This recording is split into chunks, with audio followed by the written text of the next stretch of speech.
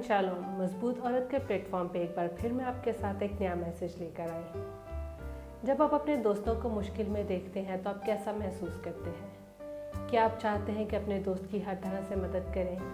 इसका मतलब है कि आप बहुत अच्छे दोस्त हैं, लेकिन कुछ ऐसा करना ज़रूरी है जिससे कि हम अपने दोस्तों के लिए एक नेमत और एक बरकत का बायस बने।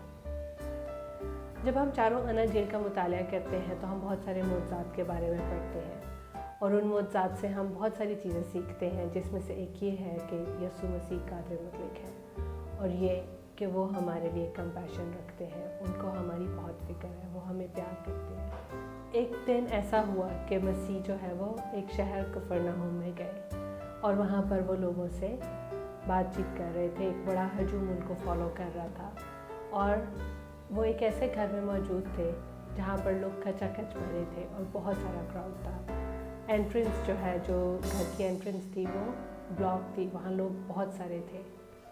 अब आप सोचें, मसीह इस घर में मौजूद है, वहाँ वो हो रहा है जो मसीह करते थे, लेकिन वहाँ से कुछ दूर जाए तो वहाँ पर एक और घर है जहाँ पर एक आदमी हेल्पलेस है, पैरालाइज्ड है, मफलूज है, वो हिल नहीं सकता, वो अपनी मर्ज़ी से अपनी पावर में बिल्कुल कुछ नहीं कर सकता और उसको मसीह की ज़रूरत है। और वो ब्लेस्ड है क्योंकि उसके पास 4 दोस्त हैं जो उसको मसीह के पास लाने के लिए डिटर्मिन हैं, जिन्होंने सोचा है कि वो आज अपने दोस्त को मसीह के पास ज़रूर लेके आएंगे, क्योंकि वो जानते हैं कि सिर्फ मसीह ही उनकी मदद कर सकता है।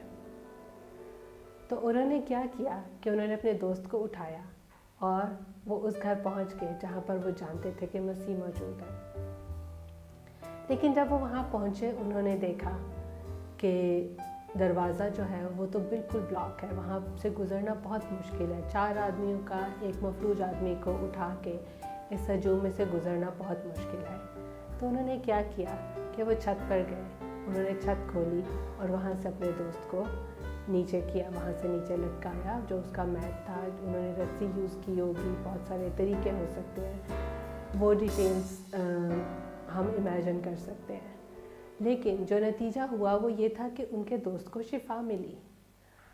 और जब उन्होंने अपने दोस्त को वहाँ से नीचे किया तो मसीह ने उसको कहा कि तेरे गुनाह माफ़ हुए।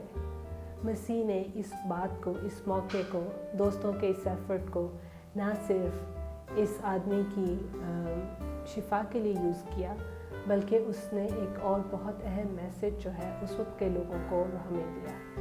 क्योंकि जब मसीह ने उसको कहा कि तेरे गुनाह माफ़ हुए, ये बात जाहिर करता है कि मसीह के पास अथॉरिटी है हमारे गुनाहों को माफ़ करने की। लेकिन वहाँ पर जो फ़कीह फरीसी मौजूद थे वो ये बात नहीं जानते थे और उनको ये बात पसंद ना आई।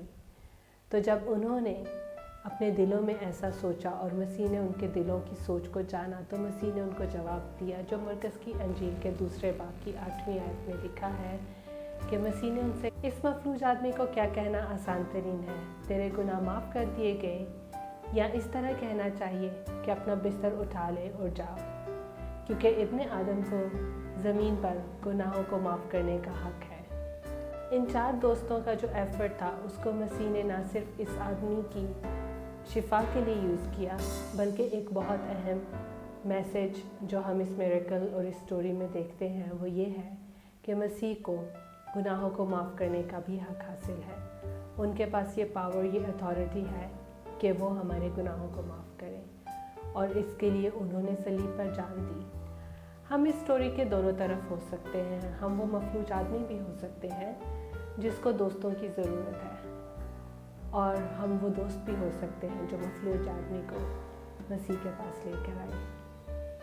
हमें एक ब्लेसिंग बनना है अपने दोस्तों, अपने अजीज़ों, अपने कोवर्कर्स के लिए। हम अपनी लाइफ में जो भी रोल प्ले कर रहे हैं उसमें हमें इस बात के लिए माइंडफुल रहना है, थॉटफुल रहना है, इस बात का ख्याल रखना है कि हमारे आसपास कौन से लोग हैं जिनको मसीह की ज़रूरत है, और हमें उन लोगों को मसीह के पास लेकर आना है।